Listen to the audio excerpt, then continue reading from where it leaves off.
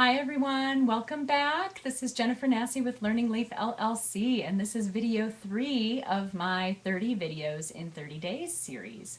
And if you joined me for the last one, I got into my psoriasis diagnosis and what was happening for me at the time, both mentally and physically, and just really the mess that kind of came from that. And today I want to get into the turnaround, like when I decided to really take control and to see what I could change and how I could improve my health, how I went about doing that. And certainly we're going to be talking a whole lot more about that over the course of this series. So today is going to be a bit more of an overview. But really when that turnaround point happened for me, it was when I realized the intimate connection between our gut and our health.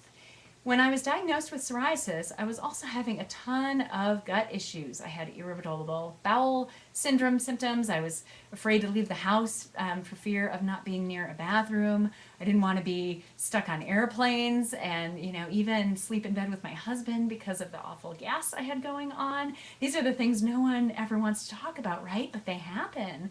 I just had a lot of turmoil going on in my gut.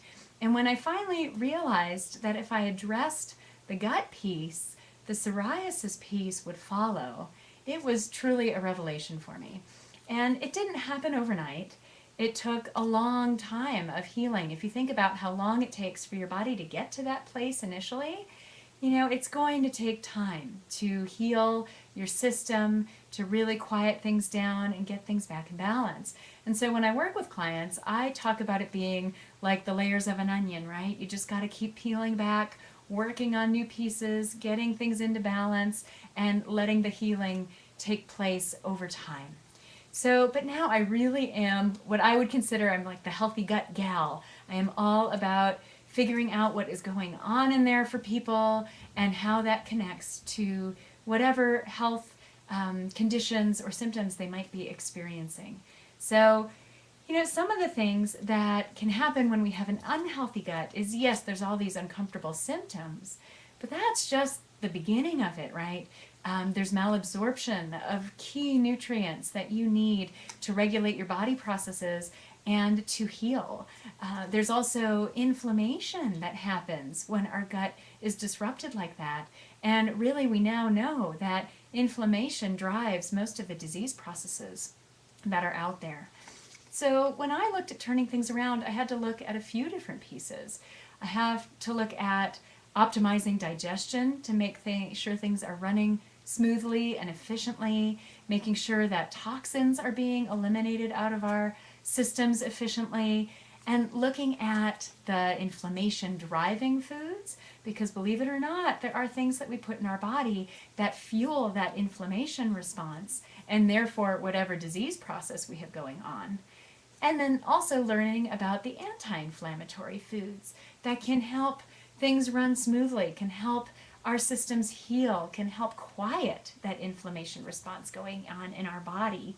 And then, of course, there's also looking at trigger foods. A lot of folks, whether they have chronic illnesses or not, have foods that just don't work right in their systems. And especially if they have a chronic illness, there often are connections to foods that just really don't work well in their system and are creating damage and wreaking havoc when they're consumed. So figuring out what those trigger foods can be.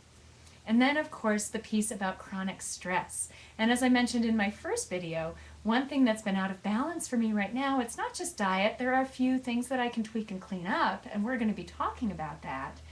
But also that chronic stress piece. How many of us are chronically stressed these days? And I know that I fall prey to that as well.